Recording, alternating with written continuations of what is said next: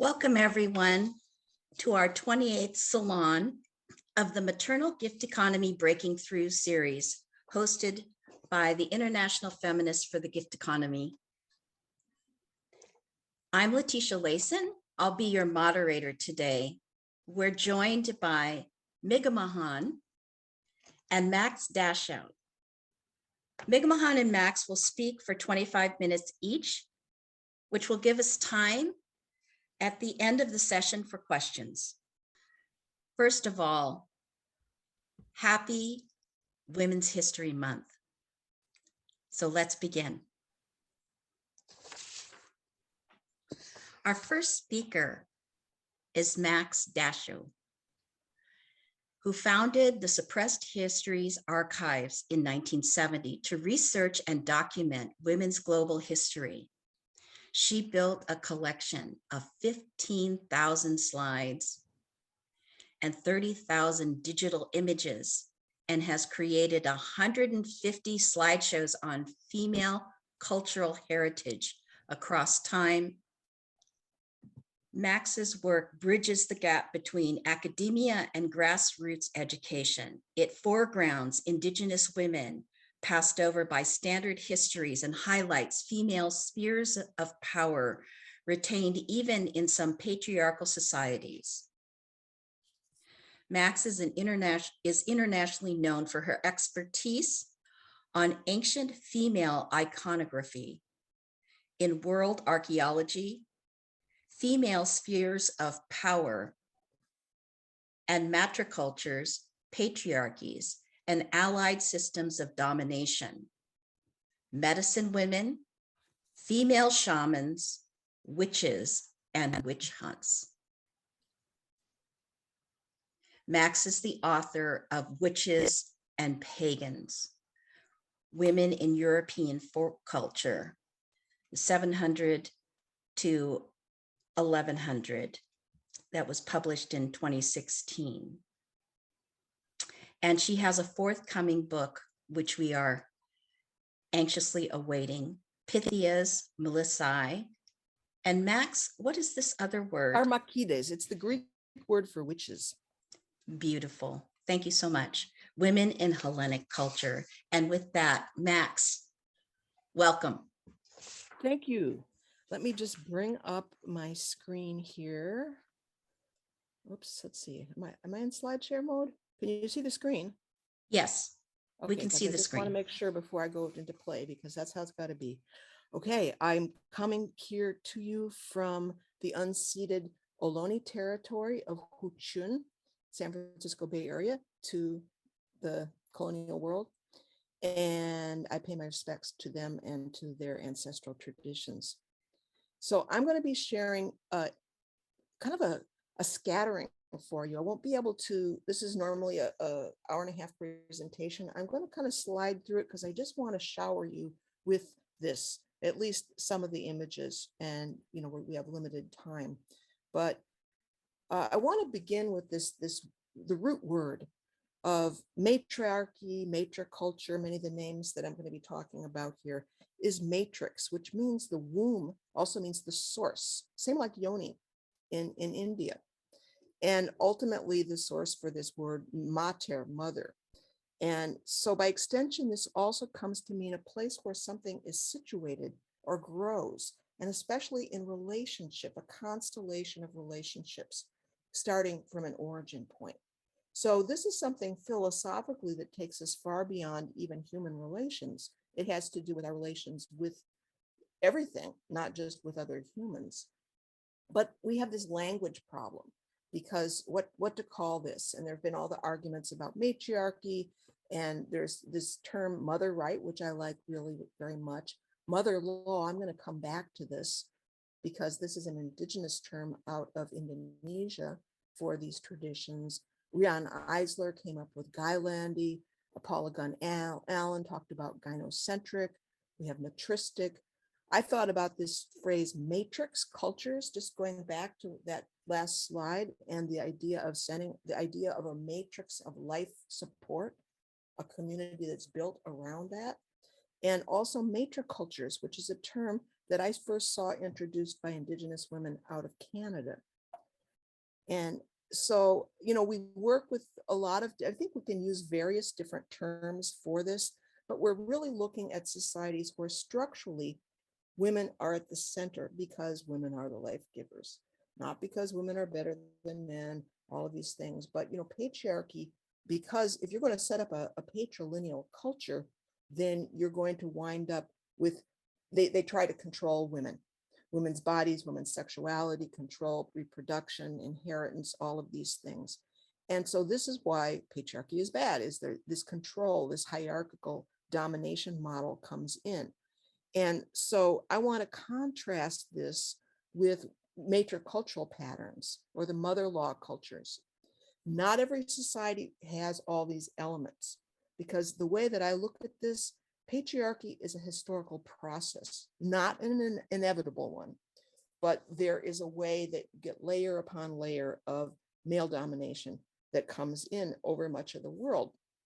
And so one of the elements of a mother-law society, descent in the female line is one, because then you don't have that sexual double standard controlling women's movements, women's sexualities. Matrilocal residence is just as important, because then the family seat is around the woman's kin. She's near her kin, so she has that support. Sex egalitarian, class egalitarian, no class hierarchy. Communal houses and lands, sharing between the kindreds, and even externally, also gifts across the interrelationship between clans. The basic social unit is sister, brother, not husband, wife. And so there's no legal tie of marriage that dominates, because really it's the blood kin through the mother. That's the basis. Everybody knows who the mothers are. And so everybody belongs in that way. And part of that too is not just biological motherhood, but also social motherhood. All the sisters and all the brothers as well, generation upon generation, sharing, caregiving for the young, the old, the disabled, anybody who needs it, the wounded. So ethos of cooperation, non-aggression. Then we have women in position of eldership, ceremonial leadership. And also there is the divine spirit is conceived of also in the framework of the female as well as the male, and sometimes very much emphasized as the great mother. Gender modes are relaxed. There's variance allowed. There's not the rigidity that we see in this society. And there's no stigma on especially female sexuality. Divorce is easy, so that, there's no trapped women in that, in these systems. And prestige comes from giving rather than, and from service, from working for the communal good, and not from the accumulation of wealth. So here are some indigenous names that I've found describing their own systems, and some of you are going to be familiar with in the Minangkabau Society, Adat Ibu, mother-law.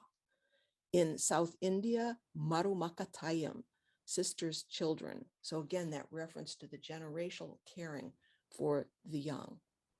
And this is, Vanatinai is one of the more egalitarian societies in the planet, island way out northeast of Australia, Taubwaraga, the way of the ancestors.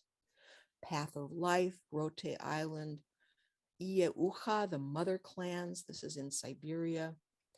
Susu, the milk bond, and this is in off the coast of Melanesia, off of Papua New Guinea.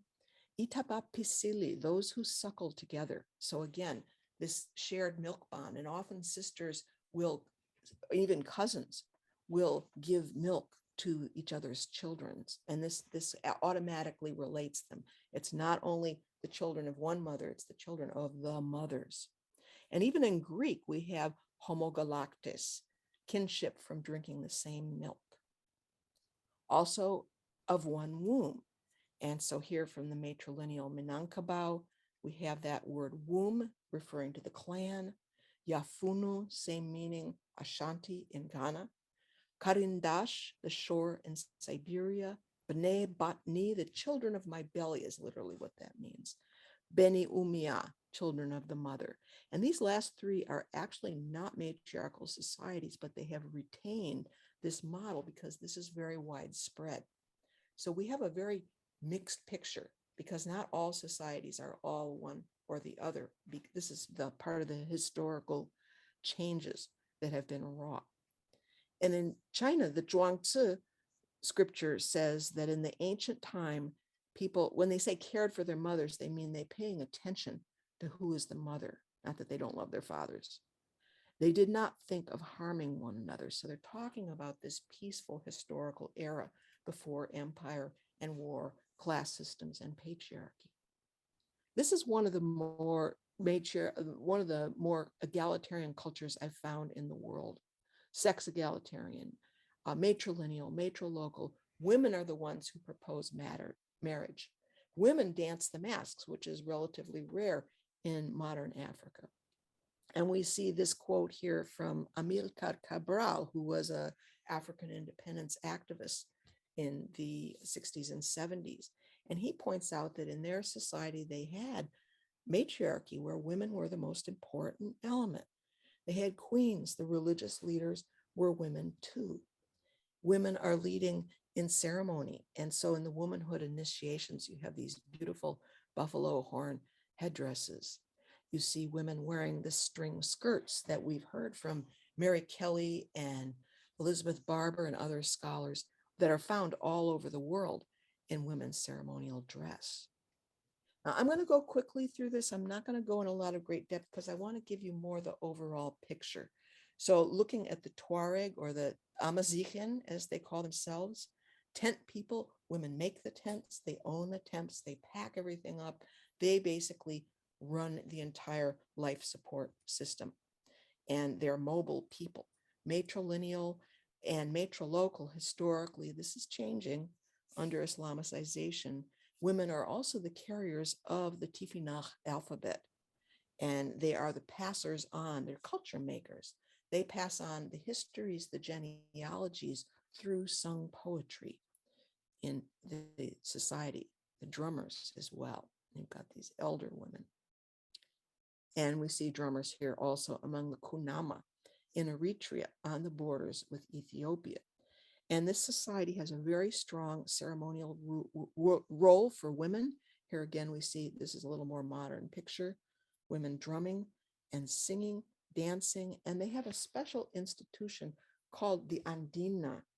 Not all women, but certain women are called by spirit to become prophetic and blessing figures, and they travel around the land doing ceremony to protect people from enemies, from disease, and also to prophecy in the name of the ancestors. In Sudan, there were historically matrilineal societies. Even the royals in the Kush kingdoms were matrilineal, very strong roles. The Kandakis, you may have heard of the Kandakis, the queen mothers. But the Nuba are another society further inland, and the women are farming the millet, which is also hung off the walls of the house along with the breasts of the ancestral mother. So here's their staff of life, the millet and the beans, complete protein right there. You see women playing the harp, played by women all over Africa. In the Akan traditions, which include the Ashanti in Ghana, you have for every male figure of leadership from the king all the way down to the clan heads, a female counterpart. And this is a society that has very strong status for women. And historically also, the divine is called Nyame. And you have the female aspect as the elder and spiritual side, and the male as the junior and more the material side.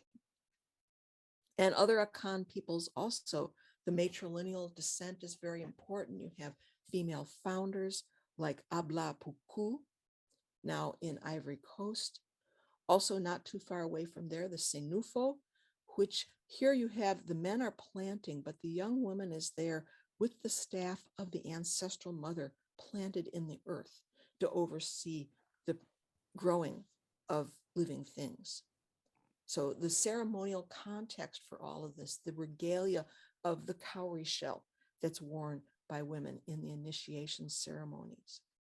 And I'm just going quickly here because there are a lot of matrilineal societies in living cultures in Africa. But we know, again, even in the empires of Mali, of Ghana, and others, that you have, especially the earlier ones in Ghana, which is not what we know as Ghana, but further up north here, they had matrilineage. And so there's this substratum of mother right that runs through these societies. And they also talk about this whole region of Southern Africa as the Bantu matrilineal belt, because a lot of these are matrilineal but patrilocal. And I don't have time to go into depth about that, but there's a shift that happens when women are separated from their kin. And anyhow, in one of these groups, the Bapende, they put the ancestral woman on the house crest. This is called kishi kishi. And we see this emblem of the ancestral woman called Moanahiti among the Zaramo and other peoples of Tanzania. There's another cluster there of matrilineal cultures, historically right up into the 20th century. The Batonga, who are also called the Goba and other names of the Zambezi River, also have that matrilineal history, patrilocal again, beautiful basket making traditions, womanhood initiation. This veil, this beaded veil that she's wearing, is associated with divine figures. She becomes goddess during this process of initiation after menarche.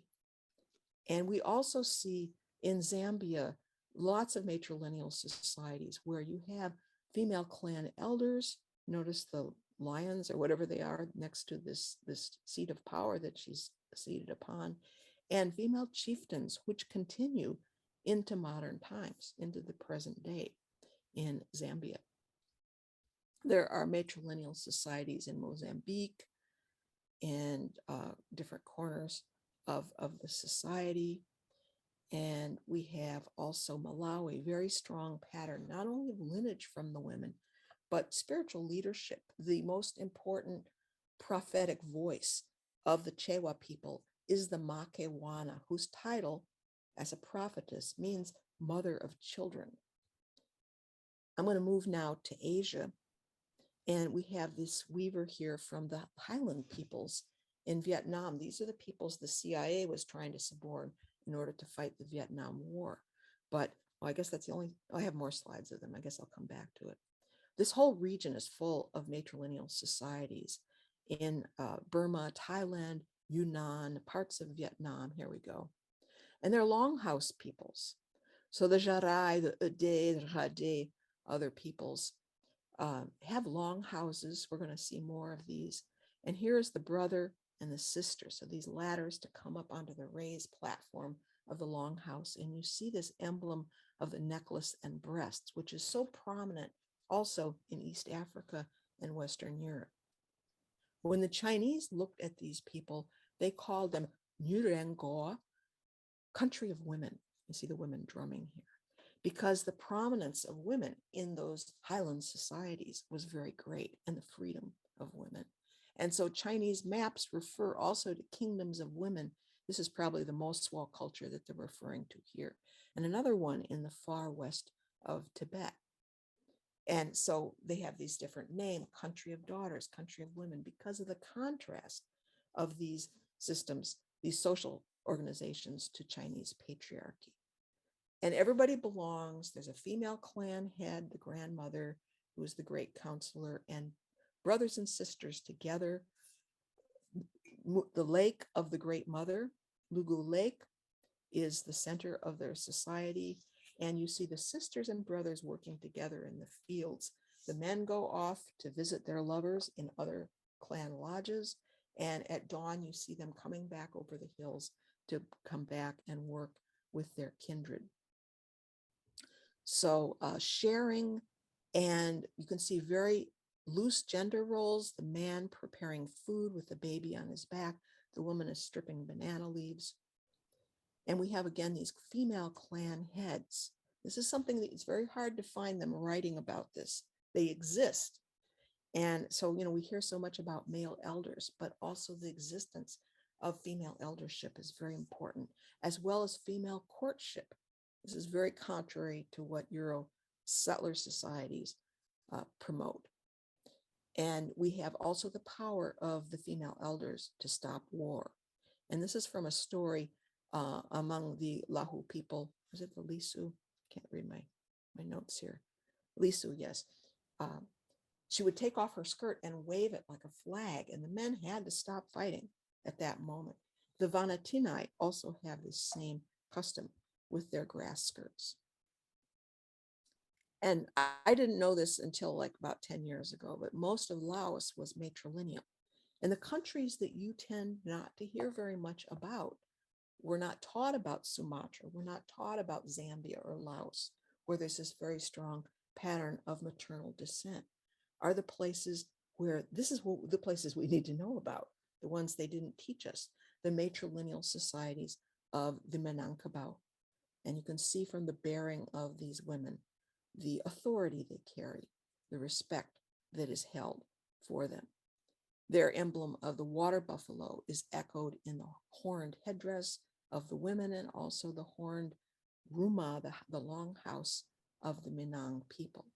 The central pillar that holds up the whole thing represents Bundukanduang, the ancestral woman who all the Minang people came from. And when marriages take place, the man is escorted ceremonially to the house of the woman because they are a matrilocal society. Even though they have converted to Islam, you see them praying here in the Muslim style. She's seated in front. She's the member of the clan, and her kin are all around her. So there are a lot of remnant of matrilineal societies across many parts of Indonesia and Sulawesi, which is south of the Philippines. You've got the leadership of priestesses, female shamans, especially in the ancestral ceremonies. There are altars representing the ancestral woman in the Maluku Islands, which are, you have to look it up geographically, including these ancestral offerings, altars called Luli, again, representing the mother from whom the entire kindred came forth. And here we're even lucky enough to get the name Hushraina of the founding mother of this particular village. There's so many details that we are not given. When you hear about Guam, they don't tell you that the Chamorro people are matrilineal, very high status for women. Protection also by sisters and brother if women's rights are violated in any way by a husband. And there are pockets of these matrilineal societies around, especially the Western Pacific, Truk Island, the Marianas, and Belau or Palau. You see it written different ways. And this is a woman from Palau who says it's women who really make things happen. The women decide. Even the men's longhouse has the ancestral mother above the doorway. So they go in between her legs, in and out. And land goes through the women. Men talk, women make decisions. This is the Marshallese, another group from this region. And they suffered terribly from US imperial military adventurism. So here's some other examples of different islands where you have these female lineages. The Tamafafine in charge of food distribution. You see this also with the Six Nations and other matrifocal societies. The senior women whose name means rock of the house foundation, very much like the Minangkabau. And so I'm going to just go a little bit faster and get out of the islands just to be able to give you, see here again, the Jaja of Vanatinai, big giver, that's what that means. So that seniority and the social respect goes to those who give away. And this is another of the very strongly egalitarian societies. The Khasi in the northeast of India, actually way up in Assam, who are centered around the mother of the root, Kiyaube Tenre. This is what they call the ancestral women of each of their lineages. And you have the Jantias and other peoples also in this area historically. There's the footprint of matrilineal societies. And the Garo have some of this influence as well in northeastern India. and their name for clan, again, Machong, the mothers. They're longhouse peoples. We see these longhouses all over the place. And I spoke earlier about the Dravidian peoples of South India. The Nayar are more famous, but these other peoples here, Mapila, for example, the name is derived from mother-child once again. And so you have these patterns that here's the famous Nayar clans, which the British had a lot to do with pushing in a much more patriarchal direction. But a lot of the Muslims also bypassed the Hindu caste system, but they retained matrilineage and sometimes even matrilocality in their social system. You're going to have to remind me if I'm running over time because I can't see a clock here. So here again, the clan houses, the long houses of the Uday people and the Thai people in Vietnam. The Rungus, this is in the northeastern corner of that big island of Borneo, also matrilineal longhouse peoples. And you will see in ancestral Europe in the Neolithic time remains of these gigantic longhouses, very similar to those that we know among the Haudenosaunee, which actually means people of the longhouse, in the Ontario and New York and areas around that, but also the Lenape, the Lenni Lenape, the people are people of the longhouse. And the Mi'kmaq, also a longhouse people, the centering around the grandmothers, the governance of the female elders, which we see very strongly encoded in the constitution of the Iroquois nations. And so the Wabanaki peoples of the Dawn, this confederacy has a lot of these elements, especially around the grandmothers and their holding of the governments, the oral traditions that are held by the women in these nations, and these beautiful hoods of the women. I can't go through all this because I'm almost out of time, but you can look this up. There's this chart that shows the importance of language, which is something that Miigam'agan also has emphasized a lot. Lots of respect and interrelationship, but also responsibility, which is something really important to this. The women carry the load in patriarchal societies. They aren't given authority. They aren't accorded authority in congruence with their contribution. And so the Lenni Lenape, matrilineal, matrilocal, and the Algonquin speaking peoples speak about them as the original people. So there are these migrations, people moved up northward over time. This is the doll making tradition of the Lenape is very important. Odas, they call her grandmother. And this is still a living thing that the elders are keeping going in the Lenape culture. We need to know these maps, those of us who live in the United States, because these are the original countries. And it's important to think about them as countries for each of these societies. And in the case of Lenape, they were displaced by invasion and overrunning from Europeans at least 6 times. And you have them being knocked to Pennsylvania, then to Indiana, then to Ohio, then over into Kansas. And you can see all the different places that are mapped out here, being forced as refugees further and further west. And that is where the shift to patriarchality happens historically. That war unbalanced this. Women's farming was taken out because they didn't have long enough to even stay in one place to continue their gardens and their food provisions. So everything is thrown out of balance. And yet they hung on to the matrilineage. And so the anthropologist is like, whoa, he is my father, but I'm not related to him because it's a mother line there. And we see Lenape women and other Native women on the Eastern Seaboard meeting as diplomats with the military leaders of the settler states. We have the Gigo of the Tsalagi, the Cherokee people. This is a very famous figure of Naniehi, who is still remembered by the Cherokee. Women as the representatives of the Corn Mother. And this is very important. She speaks for her clan. The speakership of women which has been so heavily eroded by patriarchalization, even in many matrilineal societies. But you see the grandmothers showing up in the archaeology. You have the healers and the medicine women of the Muskogean peoples, women all over the North American continent.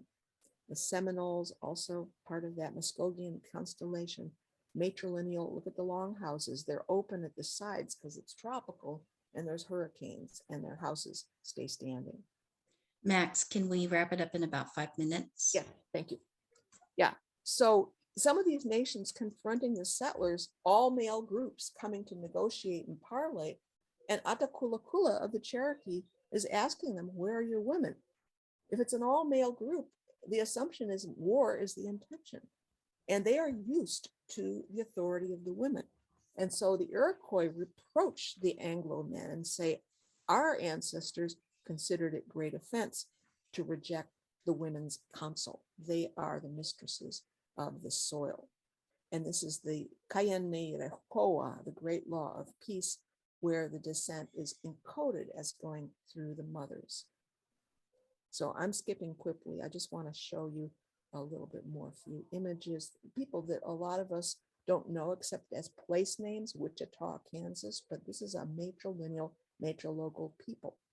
Here the women are house building, their lodges, the Caddo, their relatives, the giant lodges of the Mandan and Hidatsa in the upper Missouri River, also matrilineal peoples, revering our grandmother who never dies, old woman who never dies.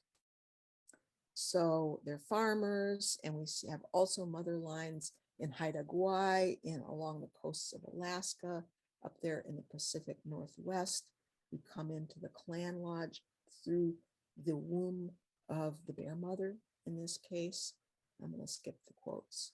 Pueblo societies, the Hopi, very well known for their matrilineage women owners of the houses, but also many New Mexican peoples along the Rio Grande, the Laguna, the Acoma, many other peoples. Arts by women, they're making the pottery, they're encoding sacred signs into the pots. Of course, the Navajo weavers doing the same thing in the Diné society. And again, matrilineal, matrilocal culture with very important, both them and the Apache, womanhood ceremonies. Caribbean, I'm not going to have time to do all South America, but all through Central and South America, you also have these mother rights societies, the Wayuu, painting spirals on women's cheeks, and the declaration that we hold by our ancient traditions based on human solidarity and alliance with nature. Women's councils. Archaeology showing that same authority among the Sinu peoples of Colombia, the eastern mountains of the Andes, in the rainforest side of Peru and Ecuador. And so the historical process of patriarchy, of conquest, of class systems, I'm not going to talk about it, but just mention it. And we do see these statue menhirs and carving of the ancestral woman with her necklace and breasts all throughout the megalithic cultures of Europe, traces of it among the Etruscans. In northern Spain, Strabo is like horrified to find out that there's a sort of women rule, but he disdains it. Matrilineal customs of the Basques, the Euskadi peoples, and elements of this surviving also in Arabia, elements surviving in parts of China. In Japan, a woman hill is a proverb saying that men will shrivel up if they marry a woman from this powerful place. The priestesses of Okinawa, matrilocal societies in the Arctic, in Alaska, all the way over to Siberia. And here again, that naming, Yukagir, the something mothers. And the way that colonial wars and colonization breaks all of this up. So the Nuba, who were proudly naked in that earlier slide, are now forced into full body veiling and genital excision by their conquerors. And we have all of these wars going on that are displacing people's matrilineal and matrilocal traditions in Asia, in Africa, in many parts of the world, South America, and the Indian law of the US, of Canada, directly targeting the matrilineage. So that's what I have for you here today. And I am going to just mention that my Matricultural Eyes course, which is ongoing, and you're invited to join that. And I can put something about that in the chat. Thank you so much, Max. We could have you spend an entire day. I was just imagining having an intensive with you where we could be an entire weekend immersed in this whole visual image. It's so beautiful. Thank you so much. Thanks, Letitia. Yes. And thank you for waking up this morning earlier than you would normally. You did beautifully and you were quite coherent. So thank you for that. So we're going to move on to Miigam'agan. And we are really fortunate to have Miigam'agan with us today, who is part of a living tradition in Turtle Island. She is a true leader, a Wabanaki grandmother of the Jagi clan, a burnt church. She's a mother of 3 wonderful people, a grandmother to 3 beautiful grandchildren. Her life has been devoted to the Wabanaki cultural revival and promoting an understanding of Indigenous matriarchal systems, drawing on her language. Currently, Miigam'agan is elder in residence at St. Thomas University in Fredericton, New Brunswick.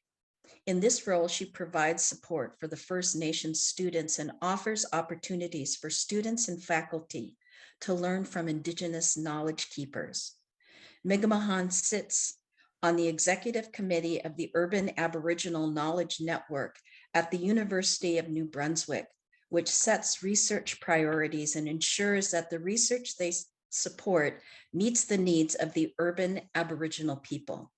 She is also a member of the steering committee of the Adult Education Initiatives for Catherine Donnelly Foundation and a co-chair for Women of First Light, an Indigenous women-led initiative on adult education for social change.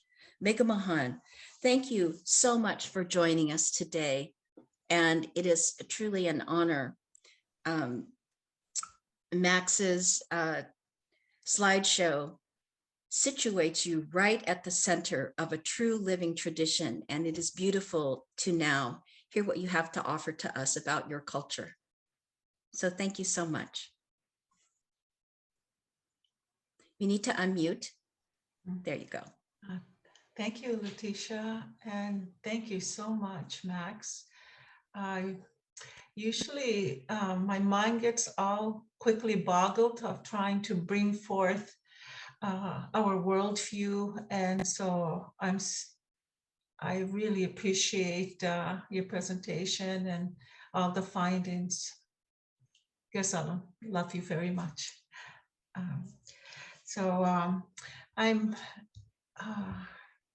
I'm going to share my PowerPoint, and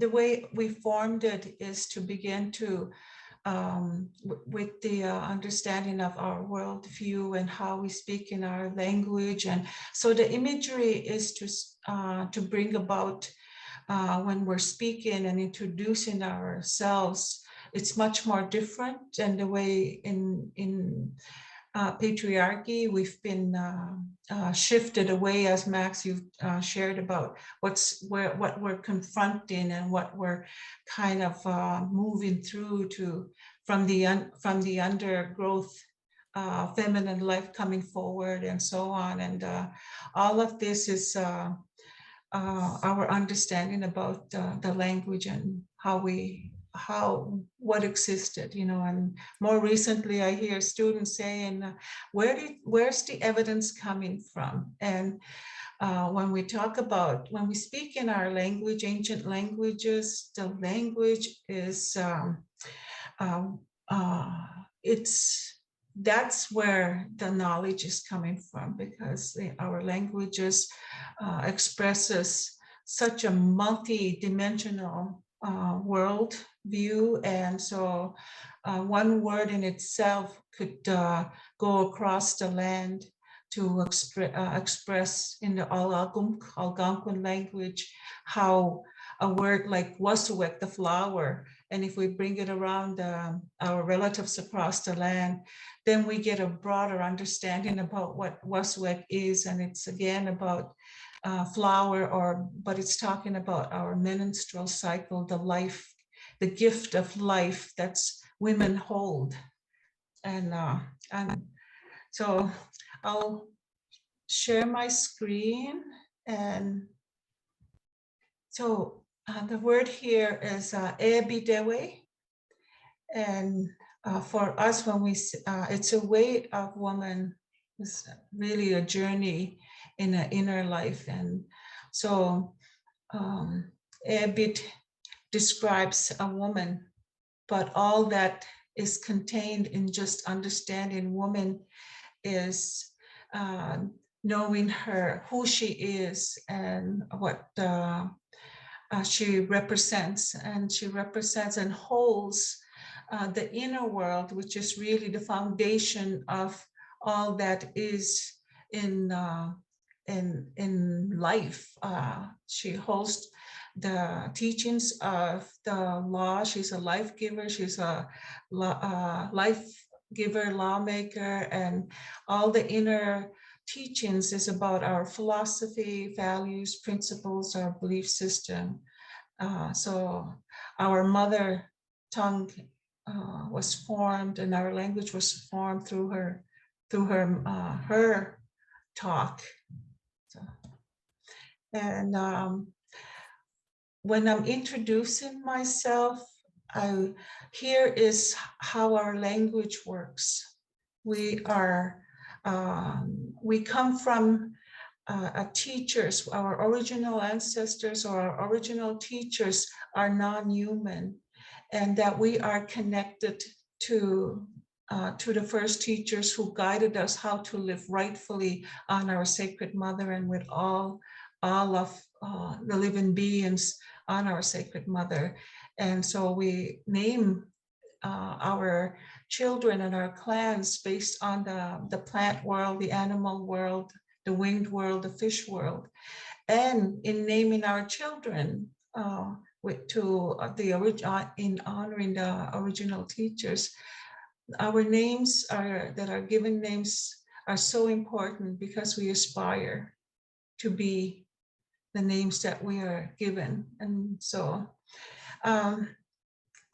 and here's how we would introduce in our original way.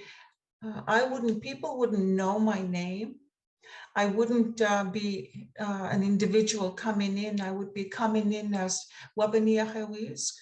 I'm from the land of Wabanaki, where the light first comes. So I would introduce myself as that, and who my clan mothers are, who my aunties, who my mother and my aunties are, and my grandparents, which is here. This is all the imagery of how our language helps formulate who we are and how we think and move. So this is, there's no I as an individual, but I as a collective, and that we are not alone. And I can see how that sense of aloneness now is really has done much damage in Indian country when our languages were outlawed, therefore disconnecting us from our spiritual practice and our understanding of who we are as part of a greater whole. So isolation and individualism is the first one, as Max in your end of your presentation, is some of the evidences that are now in place to disconnect us from each other, and therefore also weakening the human spirit and taking away that sense of belonging. Here's my children, family again, and my sisters here. So we know we don't walk alone. We're not, we speak as a collective, and that we are part and responsible to our communities and to our families. That's really important, very important for us. My grandchildren, and I have actually I have 4 in the introductions, Letitia, I have 4 grandchildren, and I have 1 more on the way, which we're celebrating hearty. So yes, and how the life that we are creating for them now is more so is to connect them to their original teachers. And these teachings are part now in the program, land-based teachings, land-based programs, healing through land. And so our children are now reconnecting to that, because historically, through patriarchy, family, as it was described here through Max, how the family was displaced, torn apart, and the role of women was removed out of that picture. That we moved from a woman-centered lifeways to a controlled environment by the federal government, now by way of chief and council. So well, that's another story. So here is something that's been a petroglyph that in Nova Scotia, and this is an ancient symbol that we're learning and growing from, and it represents our womb, it represents our homes, it represents how we are guided and how by our cosmic family, by nature. And so, and this is a physical evidence of the stories across the land among our Algonquin sisters and Iroquois sisters about how women are central and how woman was lowered from the sky. So we're talking about a sky woman, and how humanity came where they came. And so all the teachings and ceremonies are in all of this circle, our ancient circle. And so you see the structure on the other side, and this is where we have our, this is how our lodges are constructed. And now when we build our homes, we create this space in the center of our homes. And so it's our star lodges, moon lodges. Oh, and let me, so here we, as was shared, our languages and ceremonies inform our values, our worldviews, behaviors, thoughts, choice of words, and how we live. And our languages are predominantly feminine based.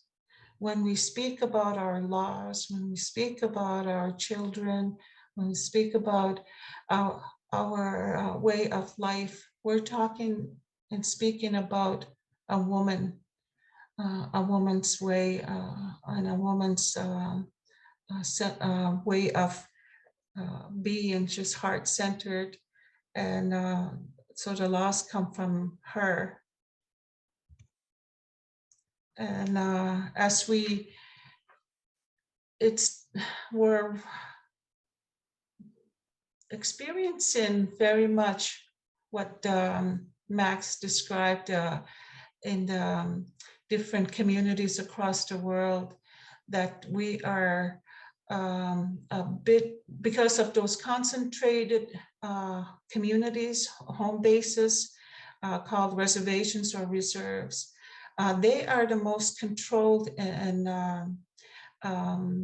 environments, and women are the most oppressed in those environments because they, as Enough is Enough, the book was about fighting for women's identity and bringing women back in the center of our community. And it's our language now, as we begin to decolonize our language, we are getting a fuller understanding about who our ancestors were.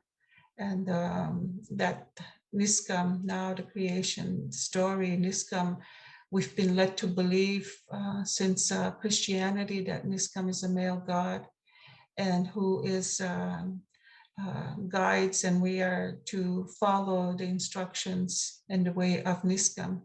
And now when we begin to decolonize the language, we recognize that Niskam is not describing a male at all, it's describing a female. And so the language ni in our Niskam, and the way that our language forms, ni talks about the life cells, human cells, life, universal life. And so, and ni, and then us is the feminine, the original source, nature in the raw, and it's feminine. And gum represents it's the root word for the heart. So we're describing a heart, being a female woman and who's carrier of life. So this is our creation story with woman back, with the woman's lens. I don't have the notes behind this one, but it's been understood when we talk about three fires and longhouse, we're talking about a woman, and the three fires are who she holds. And the three fires now, in re-looking at our language, Naguset, Depkunaset, and Sithamu, grandmother moon, grandmother sun, and our earth mother. So we're all of that plays in our role in our creation story and the languages. We still have a lot of work to do in these controlled environments, and fear has been instilled very deeply, that there's a fear in our own culture and in our own language. So there, with Women of First Light, which is Wabinahayawiskewa, loose translation is Women of First Light, is devoted to working with our communities, with women, and to begin to heal the language, work with the women in the economy, because if you're not following the suit of patriarchy, there's repercussions. So, and Malsum, Gluskap are our creation story, the famous twins that's been talked about in a lot of our creation stories. And we were led to believe they were the twin brothers. One was the jealous one, or it was Gluskap was the male god who, and Malsum is the canine that kept him loyal, or the wolf that kept him on track. And that's where we learned to form our societies. And then when we look at Gluskap and Malsum in our language, this is how women get erased out of the equation. And so Malsum is describing the woman And this is about the feminine and the masculine rites of passage, the celebration of adulthood. Loose cup is for young, is a male energy, and it's when young boys when they start to come into male manhood. It's when their vocal cords shift, and so Gluskap describes the voice, the importance of voice, and speaking from the heart. Malsum now is not a wolf or a canine or a jealous brother. We know Malsum, when we look at the language, we talk about Malsum as Mal is the blood, the ministerial blood, the life source, and Sum is the nurturer. And so this is the balance of and between the feminine and the masculine. And then there's the relationship when we talk about Miigam'agan and Miigam'agan. Miigam'agan is the deity, and Miigam'agan is the apprentice, and the apprentice is a male in service of Miigam'agan. And Miigam'agan is known as one of the three fire deities. She's the plant, or the woman of the forest, or the plant goddess. And we have Chibichgam, which is the one talks about the oneness and the source, and it's represented through the serpent. And Dachtaloch is the lizard, and all of these deities represent the life source. So the plant and the water purifiers and consciousness. Here is some of the symbols that I know that the women recognize, and I've seen this in one of the presentations that was presented at one of the Association on Matriarchal and Matriarchal Studies, Women in Mythology. And so this symbol that I showed, the 8-point star, is here in the Atlantic. And the Sky Woman, and when you see this, looks like a spider, we would also know her as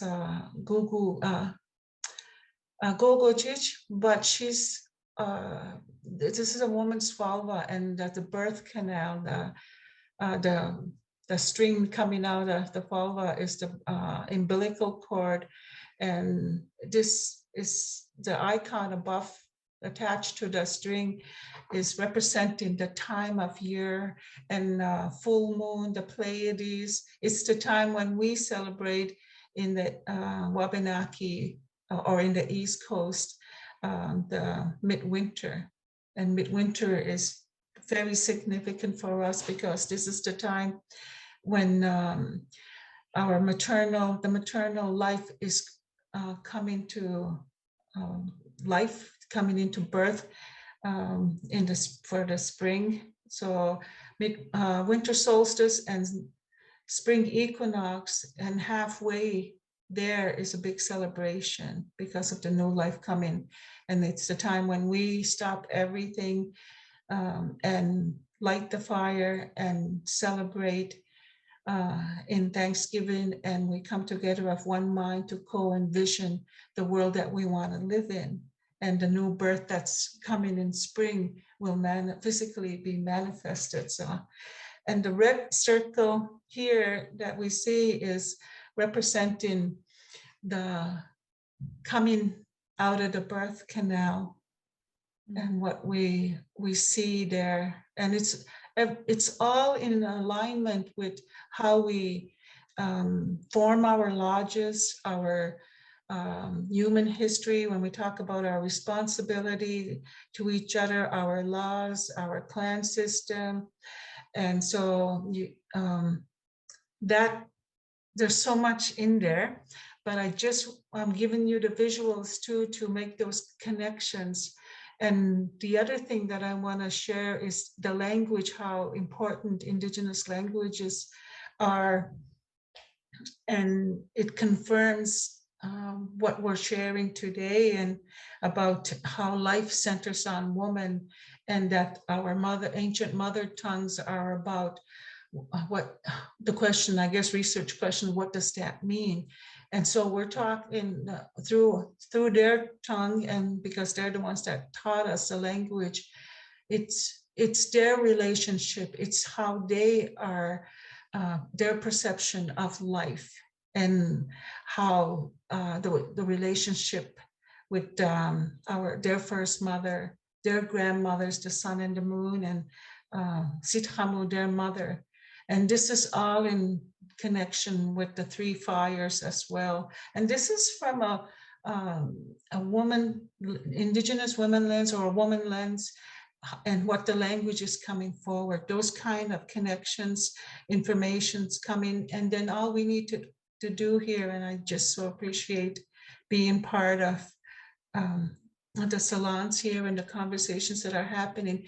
We are the dots that need to be connecting with each other in all the information that's been gifted to us by our ancestors.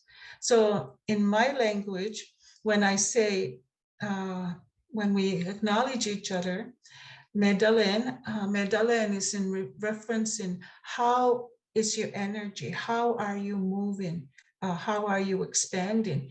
And loose translation in the written dictionary, it would say, it means how are you? But it's just much more than that when we go into the language. And when you say wele, you're acknowledging that life is nurturing you, and you're describing the umbilical cord in the way the umbilical cord continues when we were in our mother's womb. So that's what everything is. Indigenous languages are focused on a woman's way of being, and it's all about understanding the inner world, the inner journey, how we mimic the ceremonies of the menstrual cycle, the pregnancy, birth, and breastfeeding, nurturing our children. So all of this is in connection, and they're familiar with some of the researchers who are seeking the woman goddess. So for us, all our body parts, and I've shared this before in the previous circles, and it's important to keep, because this is what oral culture is about. We keep speaking and retelling our language, and connecting, and getting a deeper understanding about the value of who we are as womankind, and so how we are connected to the water.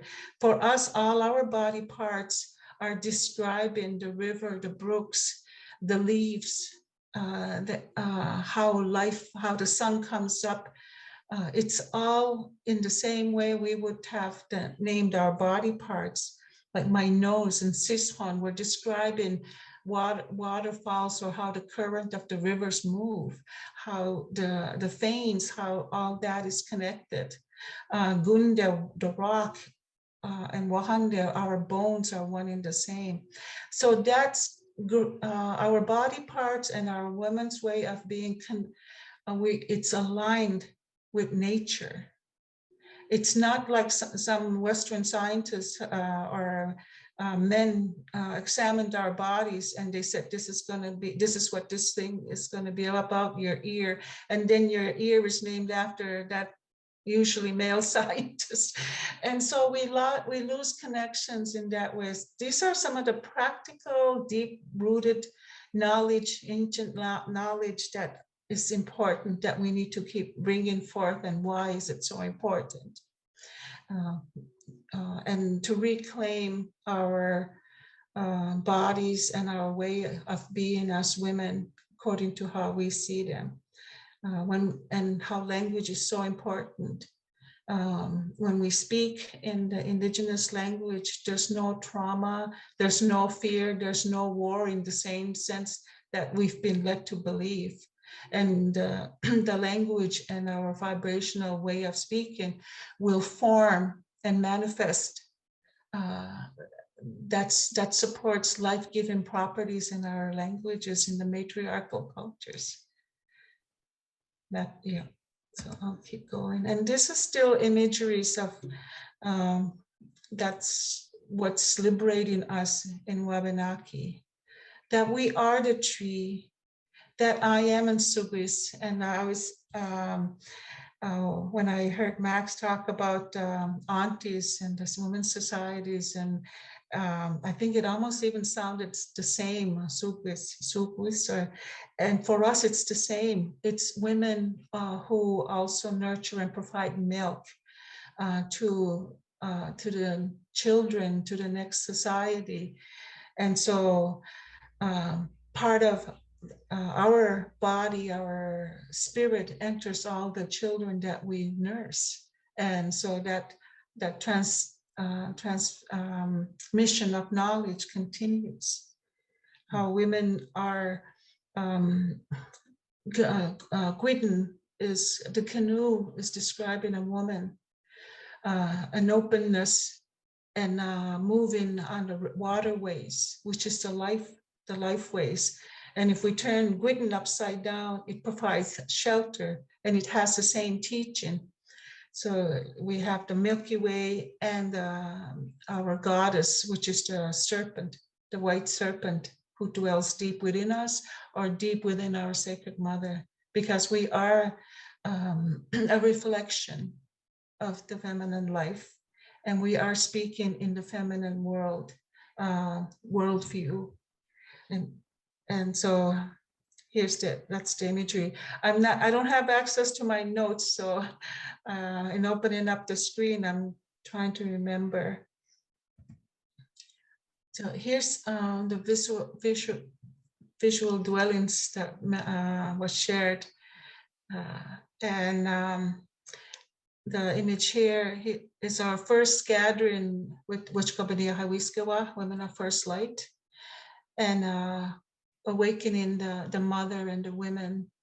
And so we formed ourselves to support the women in the 37, I think there's about 37, 38 Wabanaki reserves in the Atlantic.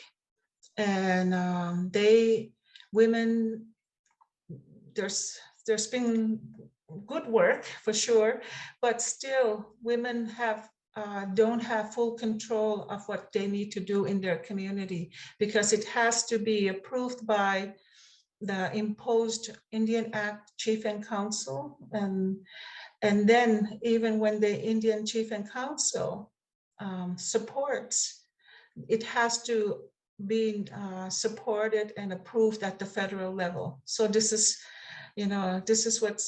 what when we talk about indigenous communities, which are mostly federal recognized communities, but they are the most relegated and controlled environment and most oppressive for women.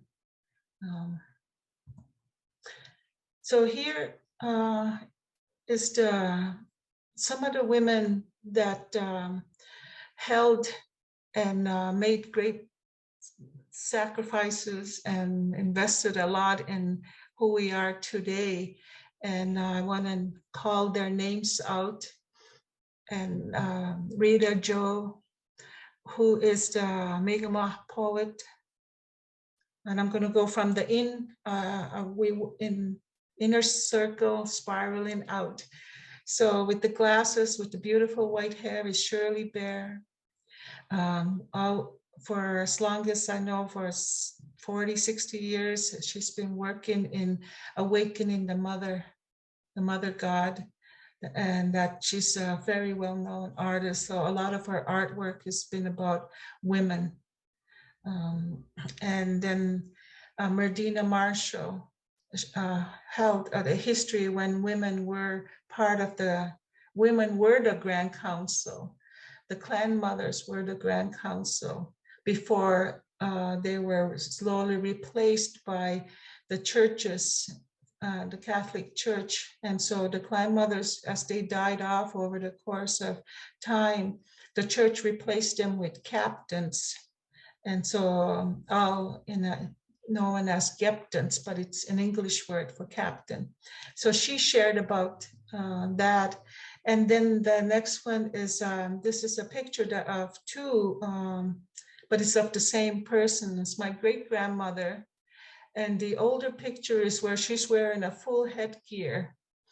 And the staff said that is very significant. In, as I also seen in Max's research. And I didn't get the image of the picture, but her brother stands beside him and he holds one feather, and it's that relationship with the brother and the mother. And so because they're from the same clan, so he's more of the guide and the supporter to the children of the clan.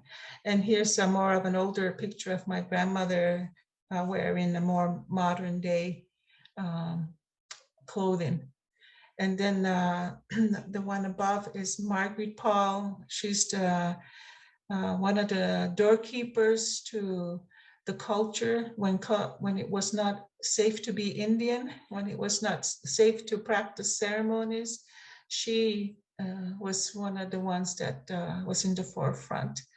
And then Margaret, as the first woman chief in the region to be elected in the Indian Act, and that she brought such a role, modeled such a role of leadership because of her connection, because of her who she is and a woman.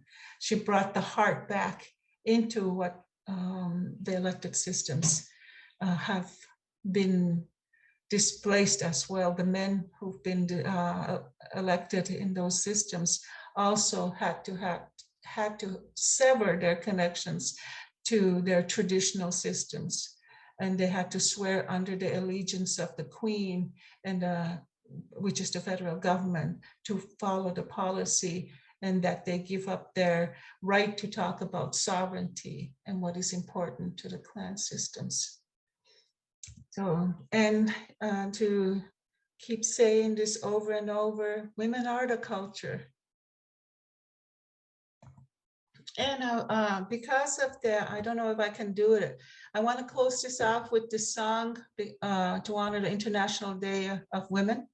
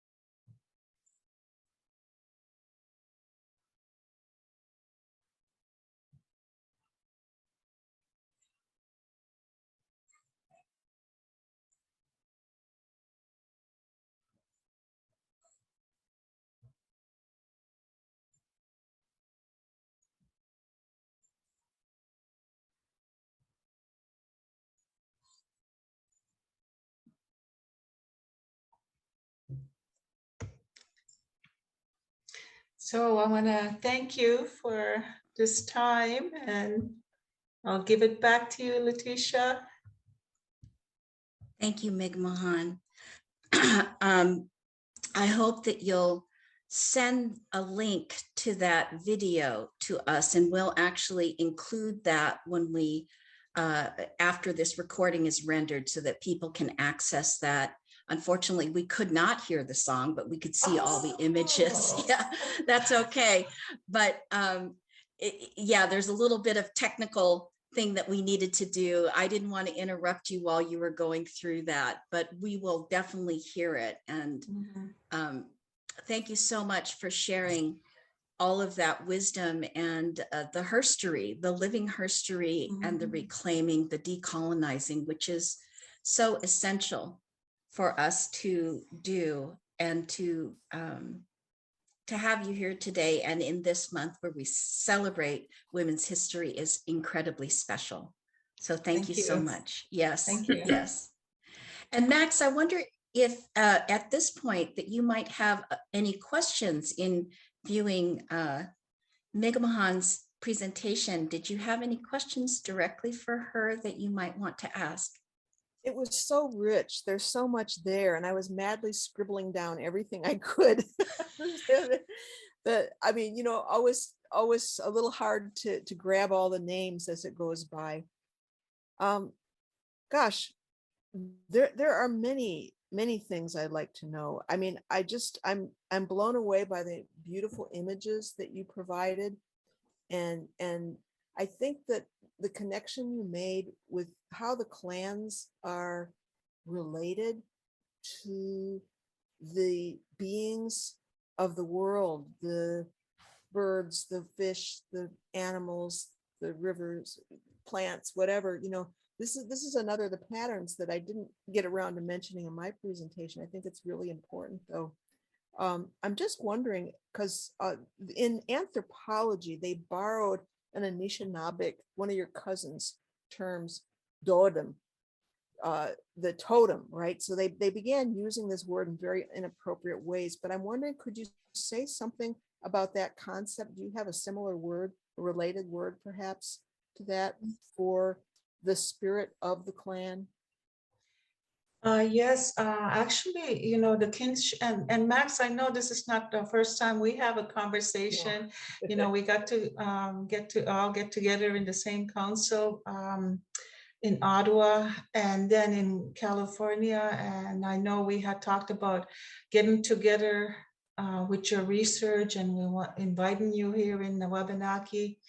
And we were really excited and eager to network with academic researchers, you know, and begin to look at our language and our history and bring it in the forefront. Because sometimes, you know, the prophets are more powerful when they're outside coming in, and when we're speaking in our own communities, it's like, oh, it's just Miigam'agan, you know, she's, or, you know, the group of us that are doing the work, they would just say, oh, it's, you know, she's just being a woman activist, you know, things like that, which is really important, but it's all being set in minimizing what we have to say. Yes, we have the kinship terms are so important because it describes and instructs. The language is so instructive and descriptive. So we, just the word my daughter in my language, when I say "andus," I'm saying that she is the carrier of our totem, of our bloodline. Wow. So dodem and andus. So that's what we're talking about, you know. And so, and when I say my son, and Quis, he is responsible to care for the canoe. This is when they're just before rites of passage. So he's everyone in those terms, all those kinship terms of every stages of our life gives us a sense of belonging and a sense of responsibility and a place in our community because of those kinship terms and the clans. So all the kinship terms identifying the men's lives, the developmental stages of men at the time, and like uncle, grandfather, father, it's all in describing their responsibility to provide service to the creator. And so all the kinship terms for woman doesn't describe any responsibility. They're just described as the life force that they're the creators, that this is, you know? So all of that work in relationship is that the males to support woman in the work that she does, to protect. And so even the word Sahamau, most people know as chief, it's describing how because everything is aligned with nature. And so the tree has given us a teaching of the role of the Sahamau. And Sahamau is not about just particular gender, but Sahamau describes the bark of the tree. The role and the purpose of the bark of the tree is to protect the life of that tree. So the men, Sahamau, are aligned with that responsibility. And so, and the tree, all the inner circles of that tree represents the inside of the longhouse, the woman. And in that inner circle, the women facilitate the future and the past, meaning that the children and the elders, they nurture, and they are the circle that makes sure and nurtures and protects that life force. You know, it's really interesting how we had a lot of conversations about this, and we share this belief that language encodes culture. The whole worldview is carried in the language, but you lay this out so beautifully, the interrelationship. You know, these concepts that are embedded in words reflect this entire worldview. That's so beautiful what you just said about the tree. That's just, or even the canoe. I mean, she is the carrier. My daughter, she is the carrier.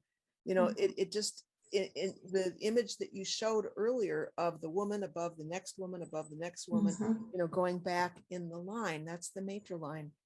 And Yes. it goes back to matrix. It goes back to this concept of matrix, which is not only the maternal line, but it's also the constellation of all the relationships among the living beings within the family, but also within the community, and the community in turn to Mother Earth and all the beings in nature. And it's so important. The way we talk about things is so important. Yes. Thank you. Thank you both. Jen, speaking of language and the way that we talk about things, I'm wondering if you, I'm sure that I saw you smiling the whole time, and quite delighted. And you have your new book coming out, your latest book coming out in Italian soon in The Gift in the Heart of Language. And I wondered if perhaps you had some thoughts coming up as you were listening to Max talking about matrix and the whole thing about mother. And yeah, well, I absolutely. And it's just beautiful what both of you all have been saying. And the way that the meaning of the words tells you how to live, basically, in the native language, and also how to think through things in the idea of matrix and so on. But we've lost that so much in English. And what I try to do is go back to see that language is actually structured according to giving and receiving in a maternal way. So it's not just abstract grammar, it's actually made that way. That's my idea. So that's what that book is about. The gift in the heart of language, the maternal source of meaning is what it's called. And I think that is the truth. And what we have is patriarchy and the market that have abstracted everything away from mothering, away from life-giving. And so we need to get back to that also conceptually. So that's just what I wanted to, my little postscript to what you all have been saying beautifully. I want to mention also that I very much would love to be able to travel to Wabanaki country and meet you and meet the people, and what you spoke about, Miigam'agan. It's very much in my heart to someday be able to do that and to converse more. Yes, I look forward to, and I was thinking like we have to, well, you had said you have a course that maybe I could post it on the email, sure. and like to spend time to see and be part. Yes, and maybe you would be interested in coming as a guest, and I could interview you, and more of your teachings could be shared, because Thank you're the you. wellspring. You're speaking from the wellspring. That's Thank right. Thank A you. livingness and a blossoming of remembering. Yeah. And I don't underestimate the difficulty of your holding the space that you do hold in the recovery work that you're trying to do. And, to be able to stand like a tree under the weight of all this colonial structure that you described numerous times in what you shared with us. It's no small thing No. to hold that space. So respect. Yes. Well, I would like to honor the two questions that actually have shown up in our Q&A, and we've had plenty of wonderful comments, which I want everyone to know that our participants, that we can put up the chat as an attachment when we do put up the video, and we'll make sure that those comments are also sent to our presenters, Max and Miigam'agan. But Liliana, would you like to just offer the first question that's available there? Yeah, this is a question from Mickey Cashton to Max. Any insights you have about how patriarchy emerged? To the conquer by an outside patriarchal society, the conquering society will have already become patriarchal. How did it start before conquest? Yeah, it's very complex, this issue of how domination comes into human culture. How the grabbing, how the violence comes in, how the encoding of control and domination is brought about. And what I like to say is that certainly conquest is part of that pattern, but as you observe, the mentality has to originate sooner. There's a way in which it somehow arises within not just one culture, but I think it happened in numerous places around the planet, even before empires, even before standing armies. And one of the things, violence is certainly part of it. I see patriarchy as the colonization of women's bodies and minds, the colonization of the life principle, the grabbing of control over the offspring, and this whole obsession with inheritance and passing on property, that property grabbing that happens. So that colonization happens in a variety of ways.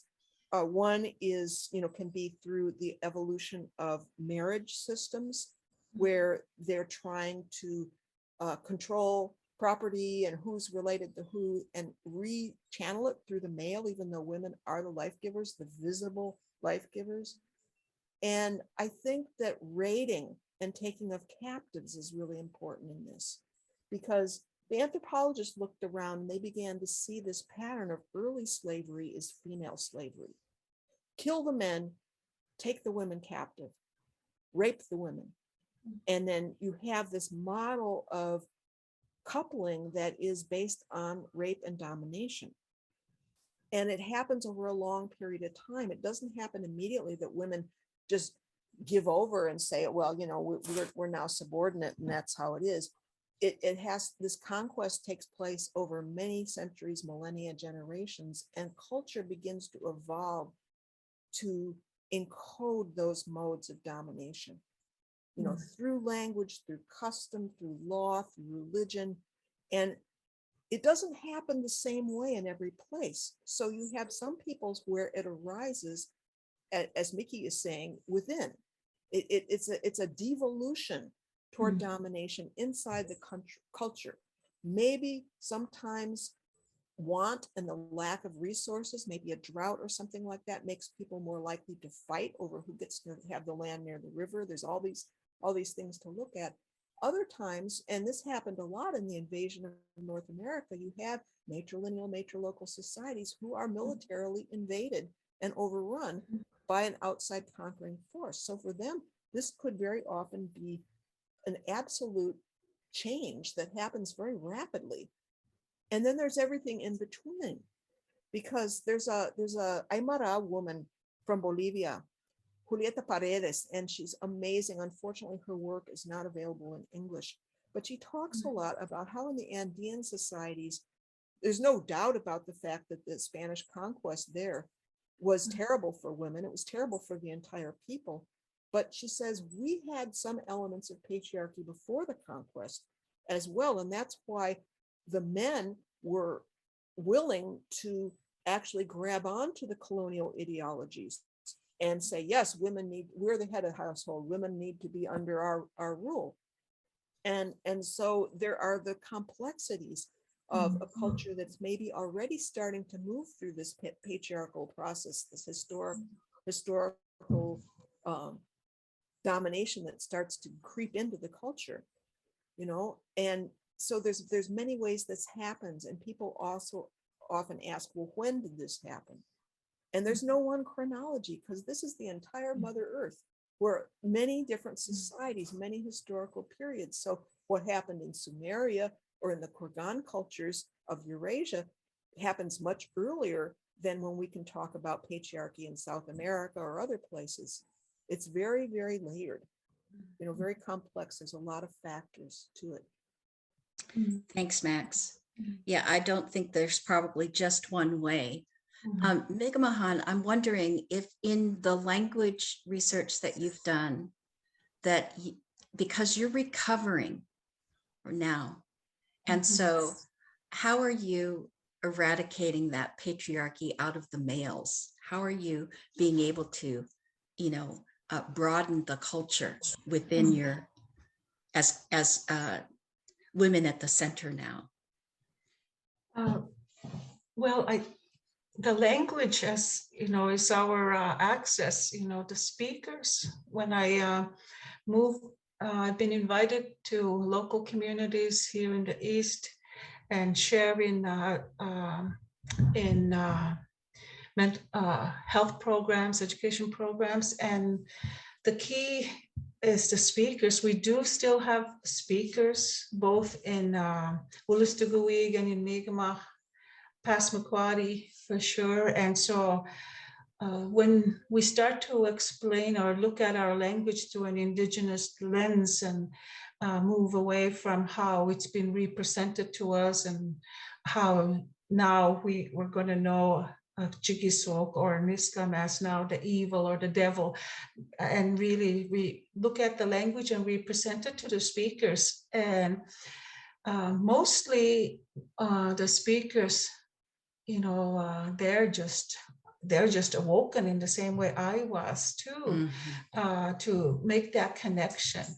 And it's really hard to discount it, because it's once you remove what we've been conditioned to believe through the written word, and when we look at our language, it awakens the speakers. And so, and still there's still a great respect and connection to elderly people in our communities. And so when they open, then there's going to be a wider opening of that space, because they still hold on organically. Women actually, and the elders still hold what we're sharing here in an organic way, but within our inner circles, as we all know, but we have to put our shields on, or, to be able to function in the dominant patriarchal world, because that's where they hold and control access to that source of life. Yeah, so it's been wonderful, and it's it's a very empowering for sure. And with, because, with the missing, murdered women, and how women Indigenous women have been stereotyped and so on. And, this is the history and the reason why we're dealing with such loss of the women in our communities. So yeah, that's, and we need to bring about that awareness, and to relook at our original languages and honoring each other. Womankind have been disconnected. We've been misrepresented, and therefore the mistrust is there, but the healing needs to happen. Yes, thank you so much for that response. Judith, can you address the second question that's in the Q&A? Actually, I was going to address a question that's in the chat, if that's okay. Okay. Jillian, who is in the lives in the same city that I do, says, as a Filipinx mother living as a settler residing on unceded Algonquian and Anishinaabe territory, she didn't grow up learning her native tongue, Bisaya and Tagalog. Doing the decolonizing work and around language, she wonders, what are the roles of mothers and those whose ancestors are not of these lands, spiritually and in the home?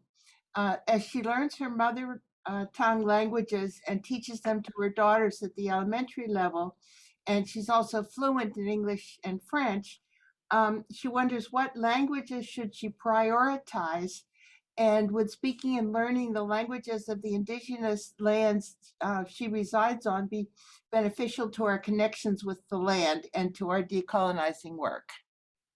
I can actually address that question because she's speaking. I thought you might. She's speaking as a first person, as a Filipino woman. And Jillian, you can find me easily, and we can talk more about this. But just to address what Miigam'agan is saying and what Genevieve talks about is you need to go to your mother tongue. You're asking what language to prioritize, because that is the embodied essence of how you return to the land. And it's that way in which, because the structure of Filipino, which is rooted in Tagalog, has a very different rootedness. It doesn't have the same syntax as French or English, and it's not gendered. As a matter of fact, it's so ungendered, and even the language itself is non-gendered. And there's no X in reclaiming the language. So when you're sitting at the center of our languages, the context of gender is identified by things around it.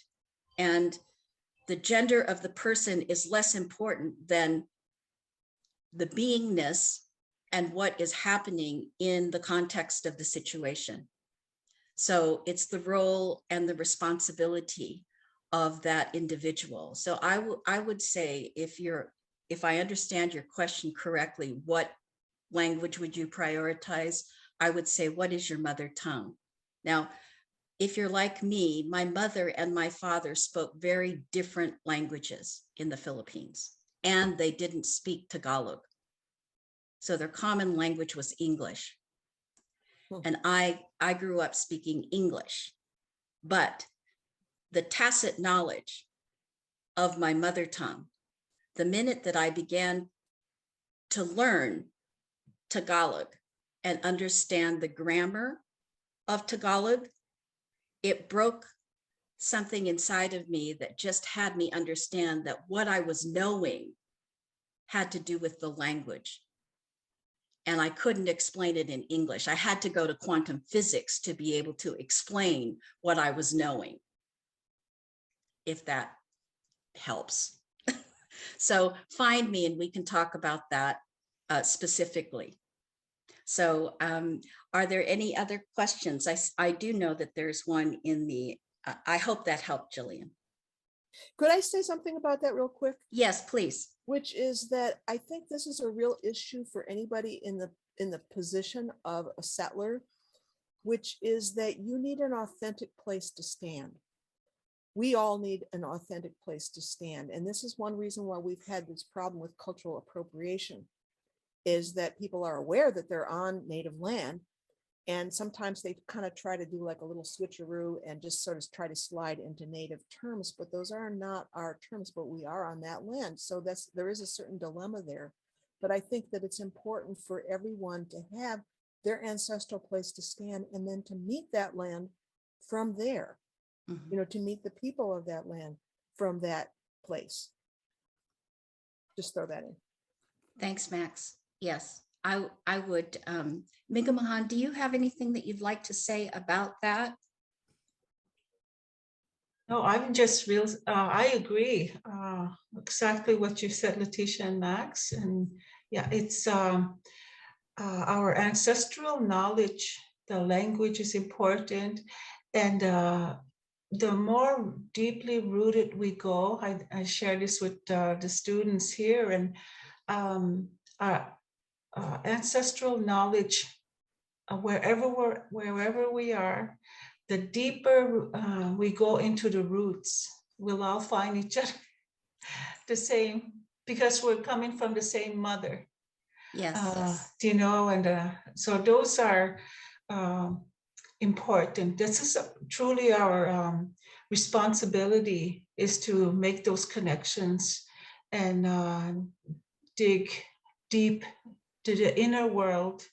In your inner world is through your mother tongue, and you know, and it's not excluding anyone. I mean, because the languages, ancient languages, are very inclusive, and you know, in Miigam'agan too and Wabanaki, we didn't focus on genders. We didn't have terms, things were genderized because life is honored. Yeah, what it means to be human as opposed to a bird or a snake or something like that. Yes. And I would also want to add to that what you're saying, Max. It's very important as a settler, how important it is. And I would say that as a settler, in my own way of being raised in the United States as a settler, wherever I was. So I was raised in Palm Springs, but we had relationships as friends with the local Native people. In fact, the first place I lived at, because of segregation, was on a reservation. They wouldn't allow people of color to actually live in the white areas. So I grew up knowing Native American and the local Hispanic people. And then when I moved to LA and I started my spiritual journey, it was beholden to me to find the female Native people of that particular area, which was not always easy. And very suspect. I was considered suspect. But to be persistent and to be grounded in your authenticity opens up doors. So once you begin to decolonize your own thinking, that you become part of the family of women. You know, you decolonize all the way down to the root of the original mother. That's where the maternal gift economy rises from. So yes, and being of service to that community, I think, is the key to that connection as well. Yes. Jen, did you have anything you wanted to offer to that, or you're just smiling real big over there? Well, yeah, I'm smiling because I appreciate what you all are saying. It's just wonderful, it's a wonderful opposition to all of the patriarchal academic stuff that you hear that does not encompass life, that is just so drained of vitality so often. So that's it. Wonderful. Thank you. And I see that we only have about 12 minutes left. So I'm wondering if Miigam'agan, Max, and Jen, you might want to have some closing word for our session. I know, I'm sorry that we weren't able to get to all the questions, but again, we will have the questions will be sent and comments to our presenters, and you can always find them through the internet if you want to try to connect with them directly. And Max put her contact in the chat. So Jen, is there something you'd like to say to close us out here? I think I would like to say, that this is a wonderful gift that you all have given, and that all of the gifts of women and indigenous peoples and everybody create a world where you don't have to have these awful wars that we're having now, and that this hitting each other is a kind of a perversion of giving. And that is what we have in patriarchy, and that's what we're having between countries now. And we need to really get back to the mothering, gifting way for everybody, I think. That would save the planet, and we would be able to be in contact with Mother Earth in a peaceful society. Thanks, Jen. Max, is there something you'd like to offer in closing? Yeah, I want to say something. I just want to mention the principle of divide and conquer. And I'm going to just do that briefly because I think it's so critical to patriarchy, to racism, to war, all of the things that we're grappling with.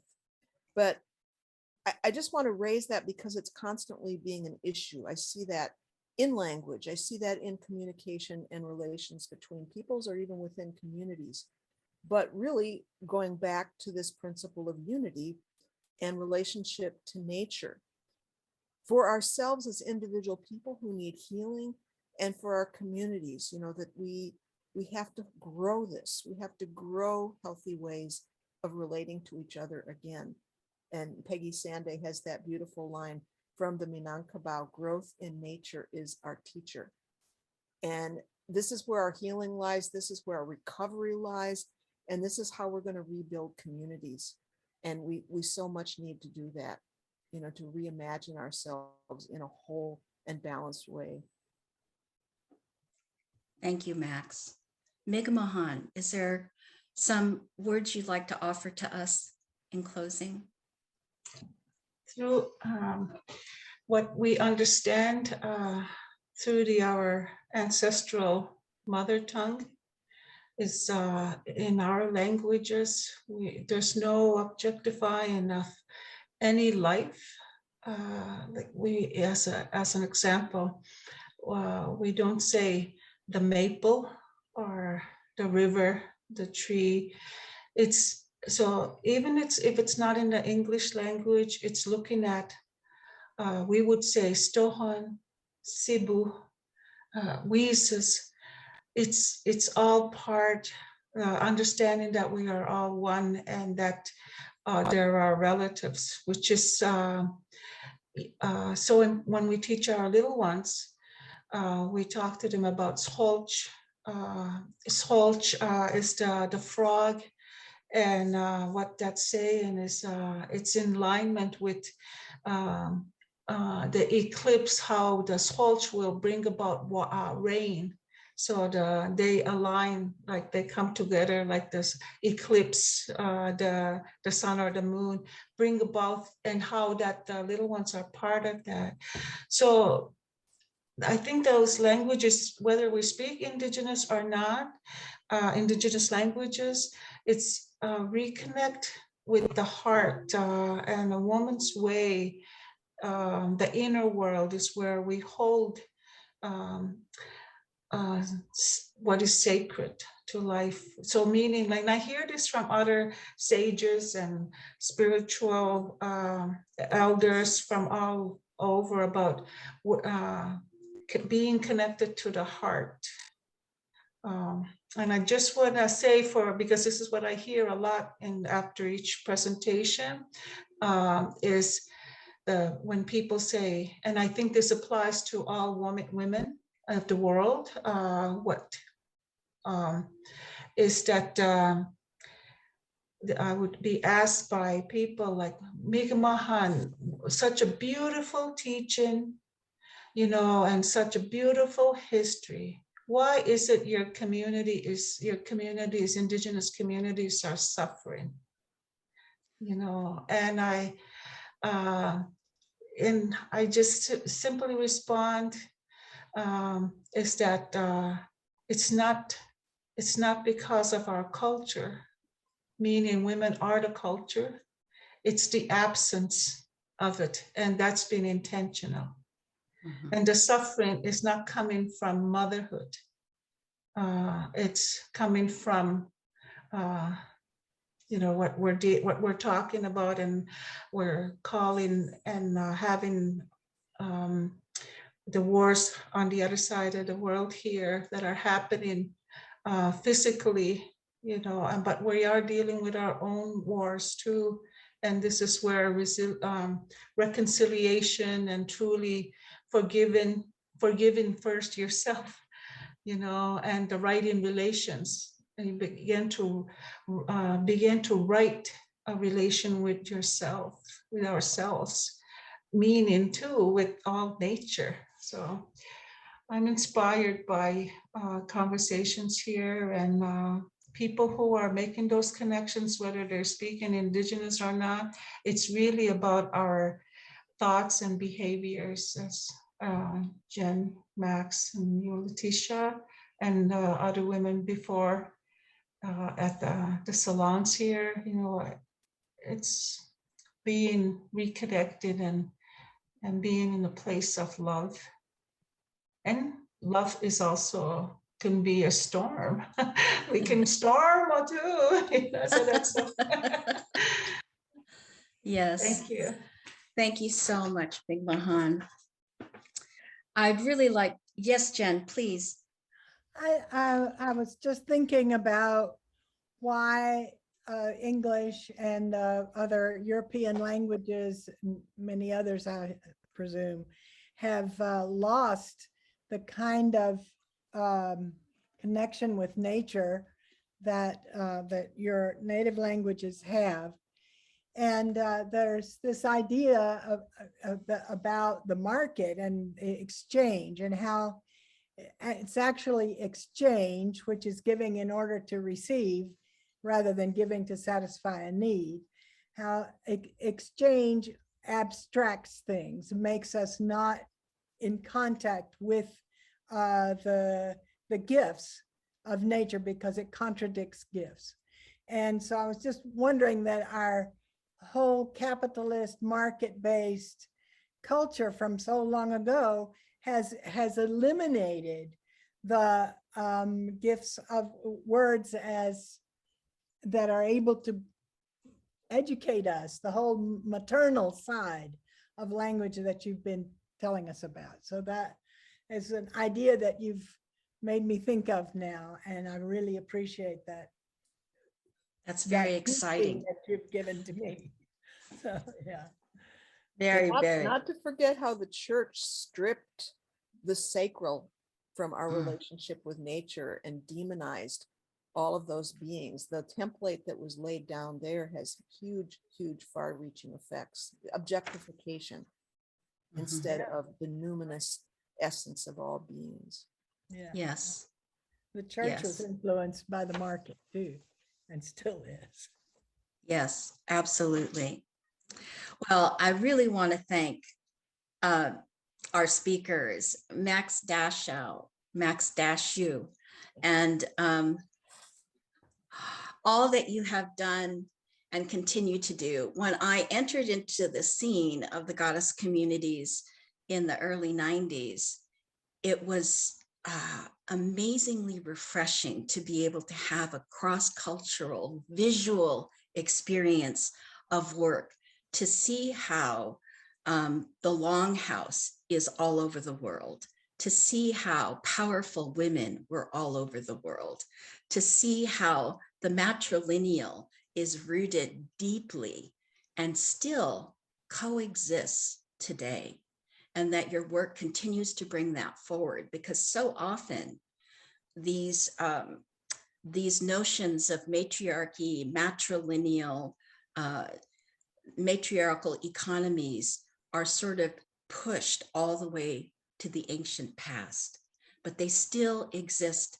And I feel that it's our responsibility as women, as people, to ensure that they can thrive again, and that we need to see them truly in their in situ where they are, for who they are. So that would be our solidarity. And so I thank you for making that visible.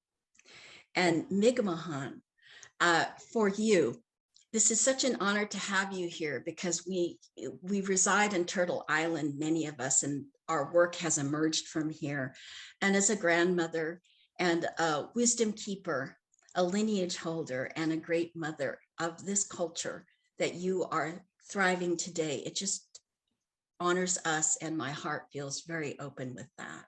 So thank you for coming again to be with us. And Genevieve, always, you know, what you have done and what you continue to do to gift the world with women, bringing wonderful women together in these salons, and the International Feminists for the Gift Economy, our whole network, Ellen Escoco, who today in her solo driving this Zoom event. Thank you so much, Liliana and Judith, for your attention to the comments and the questions. And for me, I just want to thank you all, each of you who are present today, and those of you who will be viewing this later. It is because of you. And as Miigam'agan has said, in Indigenous languages and in my language, there is no other. It is the self in each of us as one unified expression. And with that, if we can hold that and learn to come home to that, that peace can be on the planet. And in 2 weeks, March 26th, our next salon, our 29th salon, we will have Jody Evans again, who will bring with her another who will be speaking about peace and what is not peace, but how we can get there. So, and some of the things that we can do. And of course, I'm sure that Ukraine will come up. So I want to invite you to return. Our recording today will be up on our website, thematernalgifteconomy.org. And if you have any questions or comments, you can send them to us at maternalgifteconomy@gmail.com. And if you have any specific questions for our guests, we can make sure that they get there if you don't have their contact information. So please enjoy and celebrate Women's History Month. Everyone stay safe, be kind to one another, and be well. Thank you so much, everyone. We'll see you again. Letitia. Thank you, Letitia. And Take Jen, good care. everyone. Thank you, everybody. Bye, everyone.